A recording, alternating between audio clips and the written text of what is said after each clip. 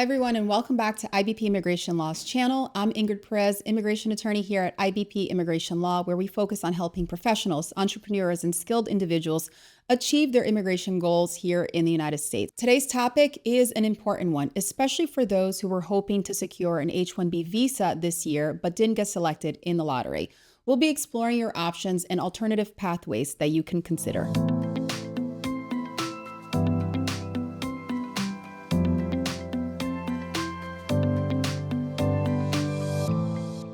Let's begin by examining the H-1B visa lottery process. Every year, USCIS conducts a lottery for the H-1B visa allocations. This year, for fiscal year 2025, there was an overwhelming number of more than 400,000 applicants, though only 85,000 spots are available, 65,000 in the normal category and 20,000 for people with master's degrees.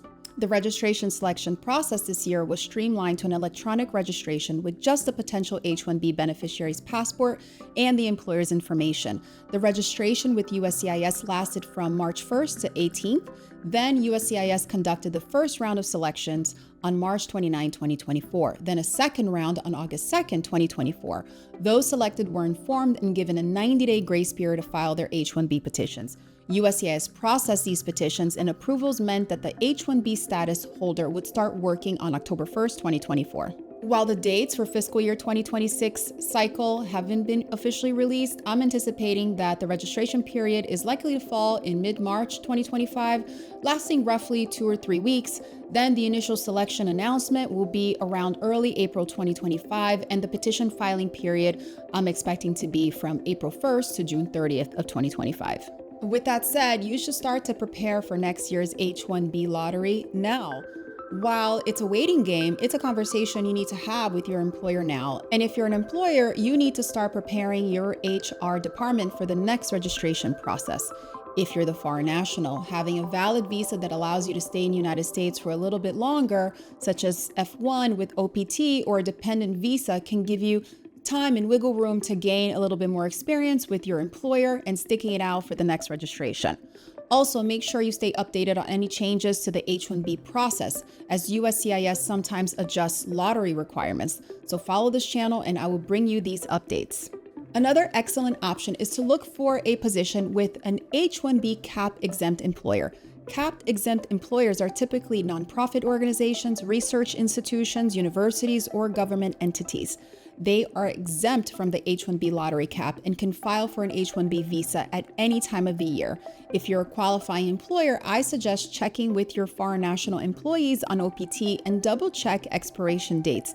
You could be strategic and file the cap-exempt petition at a time that gives you and the employee the maximum amount of work authorization in the United States. If your field is related to education, healthcare, or research, consider exploring cap-exempt opportunities. Not only can you avoid the lottery, but working with these employers can give you valuable U.S. experience.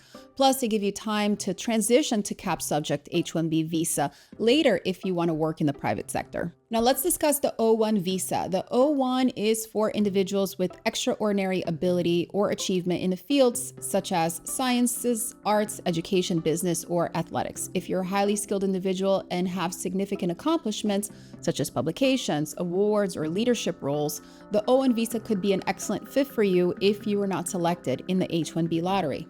The O-1 visa is a lot more selective than the H-1B in terms of qualifications, but if you believe you have strong credentials, I can assess your profile and see if you're a qualified candidate. I think it's worth exploring if you meet the criteria or are close to meeting them with some additional accomplishments, because the O-1 does not have a cap. You can extend your O-1 and you can even work for more than one employer. Let's move on to the L-1 visa. The L-1 visa is for employees of international companies who are being transferred to the United States to work for the same employer in a related entity. There are 2 categories under the L-1 visa: L-1A for managers or executives, and L-1B for employees with specialized knowledge. To qualify, you must have worked for your employer abroad for at least 1 continuous year within the last 3 years. The L-1 visa can be particularly beneficial if you work for a multinational company, as it offers a direct pathway to a green card through the EB-1C category for L-1A managers and executives. If you're eligible, it's a great alternative to the H-1B. For those of you currently on F1 student visas, you may have options for extending your stay through optional practical training or OPT And if you qualify for a STEM OPT extension, OPT allows you to work in your field of study for up to 12 months, and if you're in a STEM field, you can apply for an additional 24-month extension. Using the full extent of your OPT and STEM OPT is a great way to gain U.S. work experience and build a strong case for future H-1B or another work visa. During this time, you can also explore additional options and try to get more accomplishments that would strengthen your profile for things like O1 or an EB-2 NIW. And speaking of the EB-2 NIW, this is another fantastic option for highly skilled professionals. The EB-2 National Interest Waiver does not require employer sponsorship, which means you can self-petition if you can demonstrate that your work has substantial merit and is in the national interest of the United States. The EB-2 NIW is particularly useful if you have an advanced degree or exceptional abilities in a field that benefits U.S. national interest.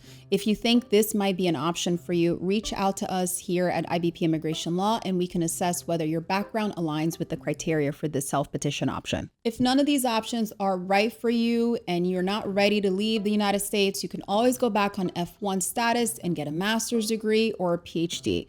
You'll have other opportunities to get a cap subject H-1B or cap-exempt H-1B.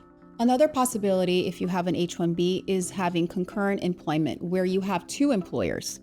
This enables you to be employed by more than one employer simultaneously, offering you a range of advantages. It can increase job security for H-1B workers, particularly in fields of widespread layoffs, and provides opportunities for professional advancement and exposure to various industry sectors. It's also advantageous when one's employer reduces full-time work to part-time. Navigating the ins and outs of concurrent H-1B employment can be complex. This is a strategy that requires careful planning, but it's another way to stay in the United States while building your career. Not getting selected in the H-1B lottery is disappointing, but isn't the end of your journey. There are many alternative visa options and strategies you can explore to stay in the United States and advance your career. Whether it's an O1, L1, cap-exempt H-1B, or even a national interest waiver, it's essential to understand the requirements and build a strong application. At IBP Immigration Law, we're here to guide you through these options and help you find the best path available for you. If you have questions about your specific case or want to know which option is best, don't hesitate to reach out. Thank you for watching, and if you found this video helpful, please subscribe to our channel for more immigration insights.